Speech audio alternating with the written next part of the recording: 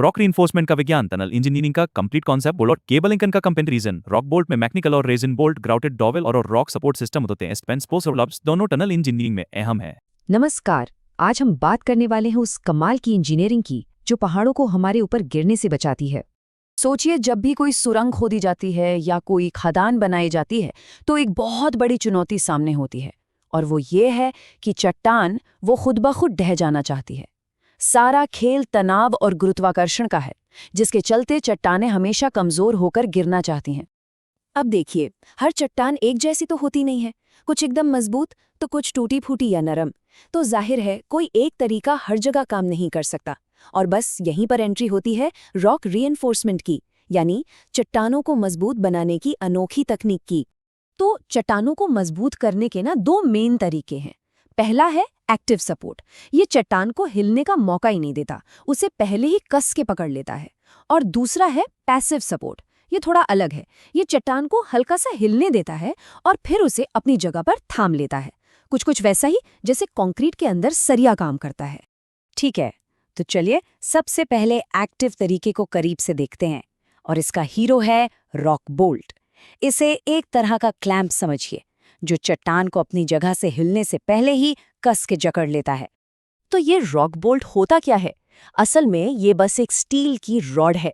इसे चट्टान में ड्रिल किए गए एक छेद में डालते हैं, एक सिरे को अंदर फंसा देते हैं और फिर दूसरे सिरे से इसे कस देते हैं। इस खिंचाव या तनाव से होता ये है कि चट्टान के अलग अलग हिस्से आपस में दबकर एक मजबूत ब्लॉक बन जाते हैं। अब असली मजा तो ये समझने में है कि ये काम कैसे करता है। ये जो डिजाइन है ना, इसे एक्सपेंशन शेल एंकर कहते हैं। बड़ा क्लासिक डिजाइन है। होता यह है कि जैसे ही आप बोल्ट को कसते हैं, वो एक शंकु जैसी चीज को शेल के अंदर खींचता है। इससे शेल फैल जाता है और ड्रिल किए गए छेद की दीवारों पर एकदम मजबूती से अपनी पकड़ बना लेता है। अच्छा, इस मैकेनिकल डिजाइन के अपने फायदे भी हैं और नुकसान भी। अगर चट्टान एकदम ठोस और मजबूत है तब तो ये बहुत बढ़िया काम करता है, लेकिन सोचिए अगर चट्टान नरम या पहले से ही टूटी फूटी हो तो ये वेजेस पकड़ बनाने के बजाय उसे और तोड़ सकते हैं। और एक और दिक्कत है, खदानों में जो लगातार ब्लास्टिंग होती है ना, उसके कंपन से ये समय के साथ ढीले भी पड़ सकते हैं। तो सवाल उठता है कि तब क्या करें जब चट्टान इतनी कमजोर हो कि उसे कसना ही मुमकिन ना हो। तब एक अलग तरीका अपनाया जाता है। बोल्ट को उसकी जगह पर चिपका दिया जाता है। हाँ, बिल्कुल सही सुना, चिपका दिया जाता है। चलिए देखते हैं ये कैसे होता है। ये है रेजिन एंकर वाले बोल्ट। इसमें दो अलग अलग केमिकल्स वाले कार्ट्रिज इस्तेमाल होते हैं। एक होता है रेजिन और दूसरा एक कैटलिस्ट यानी उत्प्रेरक। जब बोल्ट को ड्रिल से अंदर घुमाया जाता है तो ये कार्ट्रिज फट जाते हैं। दोनों केमिकल्स आपस में मिल जाते हैं और बस एक जबरदस्त केमिकल बॉन्ड बन जाता है जो बोल्ट को चट्टान से चिपका देता है। और इसे लगाने का तरीका तो और भी कमाल का है। देखिए, इसमें दो तरह के रेजिन होते हैं, एक जो जल्दी सेट होता है और दूसरा जो धीरे धीरे। जल्दी सेट होने वाला रेजिन तुरंत एंकर को मजबूत कर देता है ताकि बोल्ट को फौरन कसा जा सके। इसके बाद जो धीरे धीरे सेट होने वाला रेजिन है वो पूरी रॉड को ग्राउट कर देता है, मतलब उसे एक सुरक्षा कवच पहना देता है। इससे न सिर्फ तनाव लॉक हो जाता है बल्कि बोल्ट को जंग लगने से भी बचाया जा सकता है। अच्छा, तो ये तो हुआ एक्टिव सपोर्ट। अब चलिए एक बिल्कुल अलग सोच, एक अलग रणनीति पर नजर डालते हैं। ये वो तरीका है जिसमें चट्टान को पहले थोड़ा हिलने दिया जाता है। इसे कहते हैं पैसिव सपोर्ट, और इसका मुख्य हथियार है डोवेल। तो यहाँ सबसे जरूरी बात जो समझने वाली है वो ये है कि रॉक बोल्ट की तरह डॉवेल को पहले से कसा नहीं जाता। ये बस वहाँ एक रीइंफोर्सिंग बार की तरह लगा रहता है। ये एक्शन में तभी आता है जब चट्टान हिलती है और इस पर दबाव डालती है। कह सकते हैं कि ये चट्टान के टूटे हुए टुकड़ों को एक साथ सिलने का काम करता है। ये देखिए, एक बहुत ही सरल लेकिन जबरदस्त डिजाइन जिसे स्प्लिट सेट कहते हैं। ये क्या है? ये एक कटी हुई स्टील की ट्यूब है जिसे एक थोड़े से छोटे छेद में हथौड़े से ठोक दिया जाता है।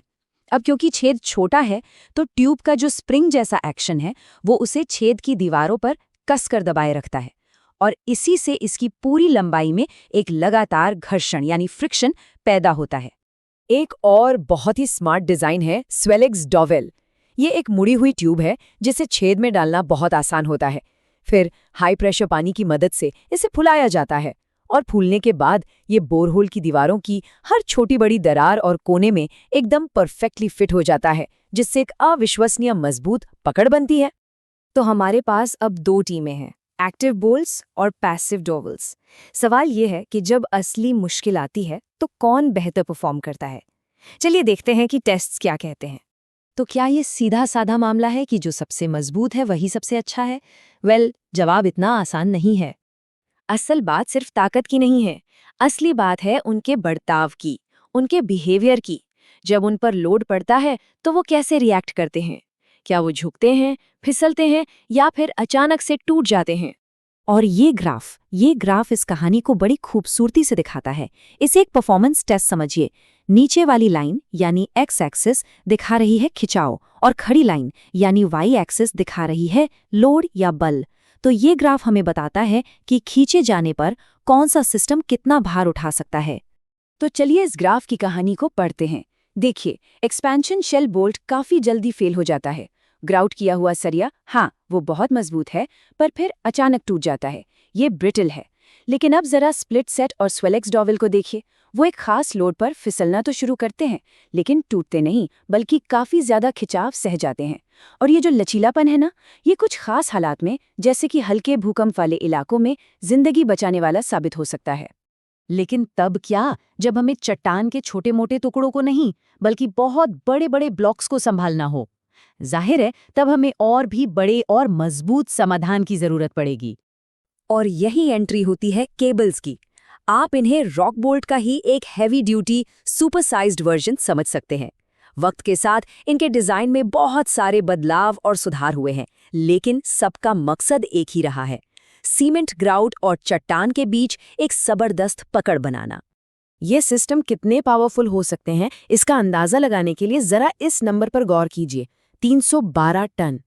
ये एक बांध की नींव को मजबूत करने के लिए इस्तेमाल हुए मल्टी स्ट्रैंड केबल्स की ताकत है। मतलब ये समझिए कि सैकड़ों कारों का वजन, जिसे सिर्फ कुछ स्टील केबल्स ने थाम रखा है। कमाल है ना? तो इस पूरी बातचीत का निचोड़ क्या है? निचोड़ ये है कि सबसे अच्छा सपोर्ट हमेशा सबसे मजबूत सपोर्ट नहीं होता। असली कला तो उस सपोर्ट को चुनने में है जो उस जगह की चट्टान के बर्ताव से मेल खाता हो, चाहे उसे मजबूती और सख्ती चाहिए या फिर लचीलापन और सहनशीलता। और ये सब हमें एक आखिरी सवाल पर लाकर छोड़ देता है।